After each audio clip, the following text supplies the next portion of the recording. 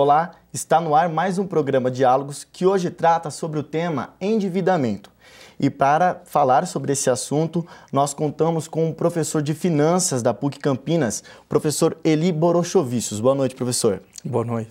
E para tratar sobre esse tema, nós vamos ver uma reportagem agora feita pela repórter Isadora Almeida.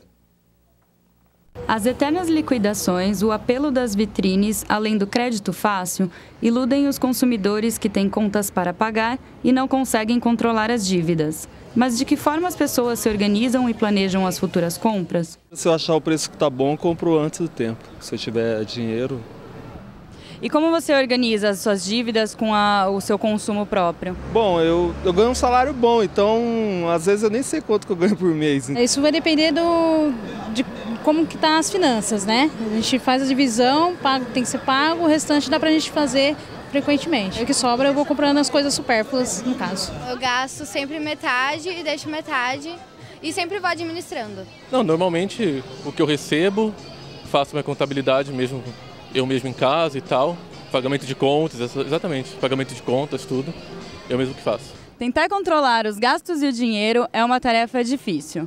Promoções tentadoras e parcelas numerosas podem se tornar uma armadilha para os consumidores brasileiros desavisados que não gerenciam as suas contas. Segundo dados da Associação Comercial e Industrial de Campinas, a ACIC, mais de 97 mil documentos estão pendentes em Campinas. Isso representa cerca de 140 milhões de reais que deixaram de ser pagos. Qual é a inadimplência hoje? 7,29%. Esse é o índice, vamos chamar assim, da inadimplência. Ou seja, para cada 100 contas ou 100 carnês de venda a prazo, 7 são praticamente não pagos. As pessoas não estão se concentrando, estão desmedidamente comprando, certo? Então esse destempero nas compras é que está sendo o principal fator do aumento da inadimplência aqui em Campinas e no país. Facilidade de crédito, ascensão de uma nova classe média. Fatores que fazem com que o brasileiro gaste cada vez mais, só que sem planejamento, não é, professor? E por que essa obtenção de crédito aí está fazendo com que as pessoas se endividem cada vez mais? Bom, a verdade é o seguinte, a gente tem uma facilidade de crédito, isso significa postergar pagamento, e quando eu consigo postergar o meu pagamento, fica mais fácil de eu obter alguns bens e eventualmente alguns serviços. Isso praticamente a gente tem uma ascensão social, mas a gente tem que tomar muito cuidado porque a ascensão ela é só social e não econômico-financeira. Por exemplo, supondo que eu queira comprar um grande televisor ou um televisor mais bacana. Se eu tiver que pagar esse televisor à vista, hoje eu não tenho condições.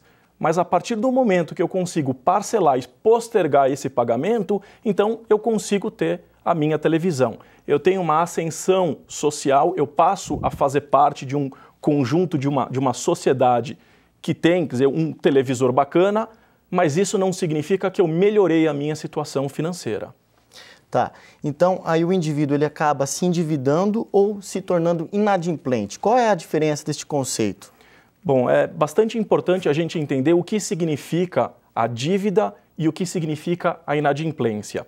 Dívida nada mais é do que a tomada de crédito, seja ela curto, médio ou longo prazo, e o endividamento é ficar devendo para alguém o valor dessa dívida.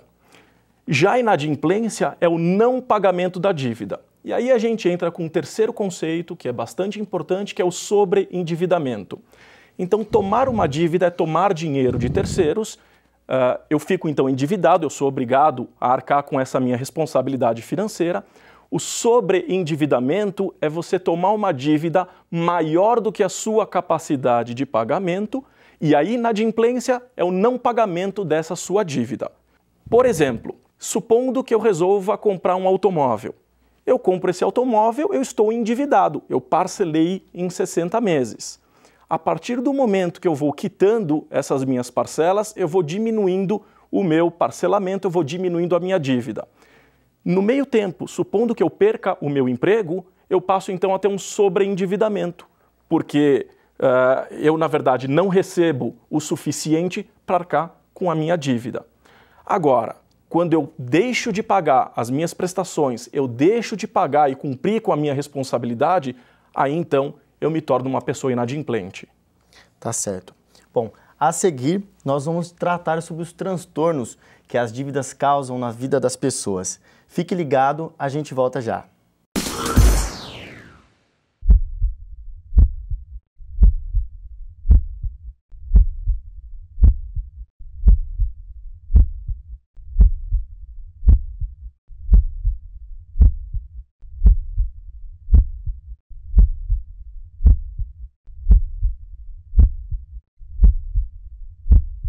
Você sabia que a cada bolsa de sangue doada, 4 vidas podem ser salvas? Doe sangue, doe vida.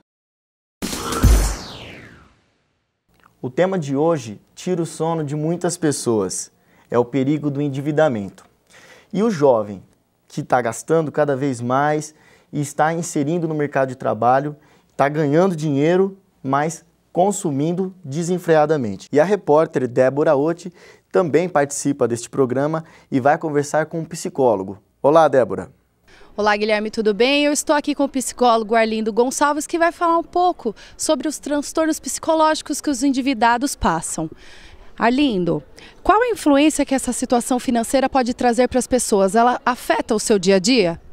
Bom, ela afeta de diversas formas a partir de uma classificação que a gente faz de 3 modos, né? O consumista, que é aquele consumista crônico, que não tem muito limite ao comprar e que ele não adquire apenas bens, mas ele adquire os símbolos associados aos bens.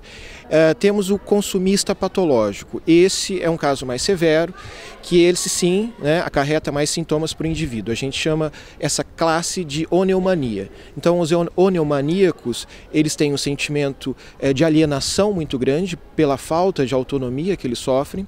Eles têm um sentimento de culpa e eles têm também um sentimento de frustração bastante dilacerado. Então, as principais causas, né, do consumo, praticamente para o consumista, que é o consumista habitual, é a frustração. Essa sim, ela acomete o indivíduo comum. E a questão do tratamento? Existe algum tipo de tratamento psicológico para essas pessoas que estão no vermelho? Existe tratamento psicológico para os oneomaníacos, porque daí a terapia é o processo mais indicado na medida em que se tem que descobrir as causas desses problemas associados à depressão, associados à ansiedade, enfim. O tratamento medicamentoso também é recomendado. Em último caso, o tratamento é junto a grupos, no caso, devedores anônimos, que desde 1997 a gente já tem no Brasil. Para os outros, os consumistas habituais, os consumistas normais, a gente só indica uma pedagogia para melhor aprender a consumir. Então tá bom, muito obrigada. Guilherme, é com você aí no estúdio. Obrigado, Débora. Professor, esse público aí que um dia vai ser o futuro da economia, como é que o senhor enxerga isso aí? Bom, a primeira coisa é importante a gente entender, quer dizer, o que é esse jovem. Esse jovem faz parte da geração Millennium, que é a chamada geração Y, que tem por característica básica ser uma pessoa imediatista. O que significa isso? Tudo eu quero e tem que ser na hora que eu quero. Então essas pessoas, em relação às finanças, acabam gastando o seu dinheiro imediatamente. E essas pessoas elas não conseguem entender a diferença entre o gastar para aquilo que de fato eu preciso e gastar aquilo para que eu quero. E normalmente, quer dizer, gasta o dinheiro realmente, quer dizer, da primeira oportunidade que ela tem. Uma das coisas que é muito importante a gente entender é essa diferença, então, entre o desejo e a necessidade. O que significa o desejo? O desejo nada mais é, quer dizer, momentâneo, nada mais é do que temporário, e eu não paro para fazer 2 ou 3 perguntas que são essenciais. A primeira pergunta é, será realmente que eu preciso disso? Segundo, será que esse é o momento oportuno, né, para adquirir um determinado bem ou serviço? E a terceira e última pergunta que é importante a pessoa se fazer é, será que eu tenho condições hoje financeiras de arcar com isso? Já a necessidade não tem condições de fazer essas perguntas. O próprio nome já diz, é necessário, se faz necessário e, portanto, quer dizer, o dinheiro tem que sair para isso. Nesse caso, esse imediatismo do jovem, ele acaba consumindo dinheiro para aquilo que ele deseja e esquece do dinheiro para aquilo que ele precisa. E aí ele sai correndo através dos financiamentos e vai correndo atrás de banco, vai procurar dinheiro de alguma forma para poder suprir aquilo que de fato se faz necessário. Tá certo. Então, esse jovem, ele não tem um planejamento adequado, ele pensa mais no agora, né? Ele quer consumir, ele não pensa no dia de amanhã. Isso daí, você acha que é um problema de que ele não viveu o problema da inflação, não sofreu aí as consequências de 20 anos atrás, onde tudo era difícil? O senhor acha que é uma realidade muito mais fácil, muito mais ampla, no sentido de conseguir recursos para sair, para consumir no geral? Você acha que é muito mais fácil em relação a 20 anos atrás? Sem dúvida. Hoje o crédito está muito facilitado e hoje qualquer banco, enfim, qualquer instituição financeira ela tem a vontade de fazer o empréstimo. Obviamente ela toma todos os cuidados que ela precisa para evitar a inadimplência, mas hoje o crédito ele realmente está muito fácil, as taxas de juros foram reduzidas e isso facilita, obviamente, a aquisição de um crédito, ou seja, um financiamento, seja aquilo que for. A minha preocupação hoje com o jovem é que, pela sua característica de imediatismo, ele não faz um planejamento de médio e longo prazo. Normalmente esse planejamento ele é de curto prazo. Então ele não se preocupa com os problemas que podem advir em função de, enfim, negligência, imprudência, imperícia, qualquer tipo de problema que surja no meio do caminho, ele na verdade não consegue se planejar e aí acaba entortando as suas dívidas, acaba não pagando, o fluxo de caixa acaba se perdendo e aí, quer dizer, essa inadimplência começa a fazer parte da vida dele. Tá certo. Então a alma do negócio aí, se a gente pode falar assim, é o planejamento, né? Sem dúvida nenhuma, a gente tem sempre que começar com um bom planejamento para ter uma saúde financeira muito saudável. Tá certo. E você vai ver no próximo bloco dicas aí para você não se endividar. Fique ligado, Diálogos volta já.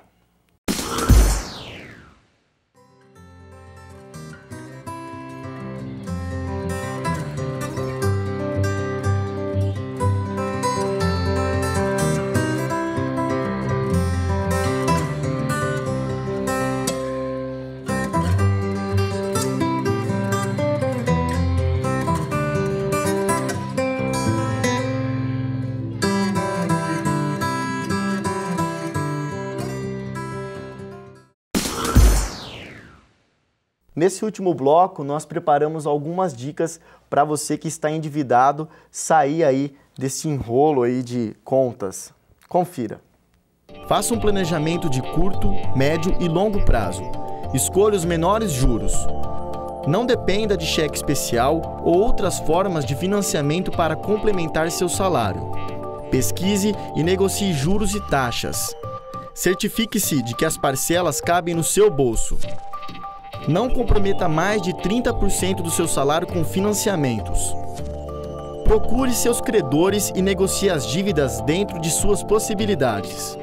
Faça uma lista de todos os custos e despesas que possam ser cortados e economize até pagar suas dívidas. Participe com a família dos seus objetivos e peça ajuda para alcançá-los. Faça um curso de educação financeira. Professor, além dessas dicas aí, o que o senhor pode aí passar para o nosso público aí de planejamento?